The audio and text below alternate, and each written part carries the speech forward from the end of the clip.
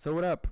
I'm re-recording this video because the audio for my last recording was from my webcam that I'm recording on, and the audio was fucking trash. I wanted to make a video about my favorite moments from the Game Awards this year, which I didn't watch live because it was 2 in the morning for me here in Sweden. I didn't have the energy, but one of my buddies actually did, and what he said was that he didn't like the show. He doesn't really like stuff that isn't dark and gritty or Elden Ring, so for that reason he didn't like the show. But he got Elden Ring, so I don't know. And I gotta say, I disagree with him fully, and I told him, like, I think there were a bunch of other stuff here that people would go crazy for, and I probably won't be playing every announcement that was made in the show, but I gotta say there were some heavy hitters. Of course, one of those things are Night Rain, made by FromSoft in the Elden Ring universe. I watched the Kinda Funny games, and I love their reactions of being like, oh shit, what the is going on? Like, this is a co-op game, like this is a standalone game, like this is... Honest, I haven't played Elden Ring. I got into the first section, and I got killed by that dude on the horse, and I never played again because I thought it was bullshit. But I'm definitely gonna get just another reason to play Elden Ring.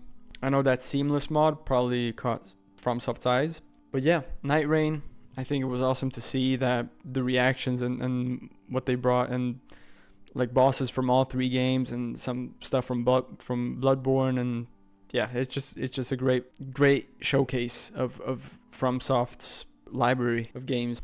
And that floats pretty great into the next theme, which is I think that CD Projekt Red has been hitting on high notes recently after the 2.0 update that dropped a couple months ago for Cyberpunk, and now the 2.2 update that dropped like some days ago with the announcement of Witcher 4. I mean, I haven't played 1, 2, or 3, unfortunately, but I get another chance and another reason if there haven't been 1,000 yet. I'm a bit hyped. I mean, it looked good. Like, Ciri looked gritty, it looked fun, you know?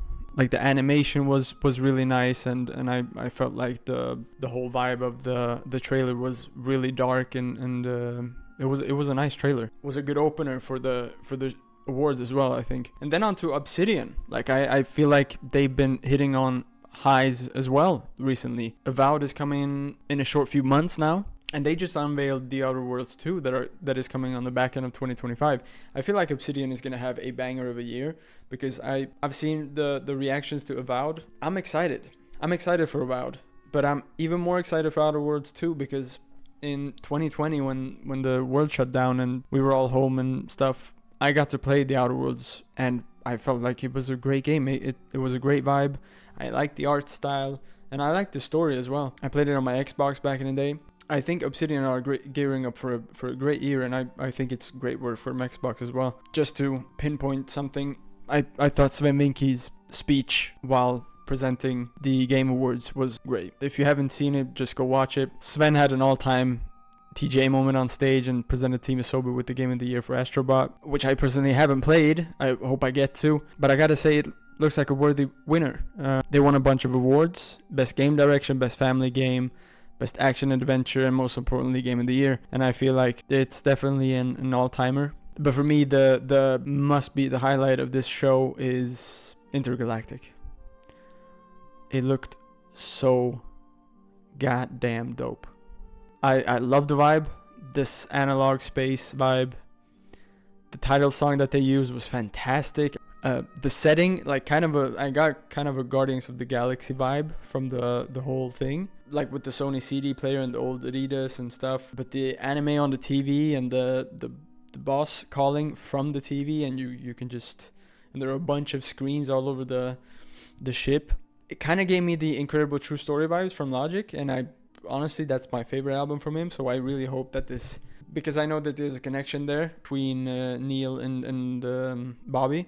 And even the Cowboy Bebop references are there, I feel like. The Porsche logo on the back of the ship, and even the jacket on the back of Jordan, I think is just a cherry on top. Naughty Dog knows how to set the stage, and they've definitely got me hyped.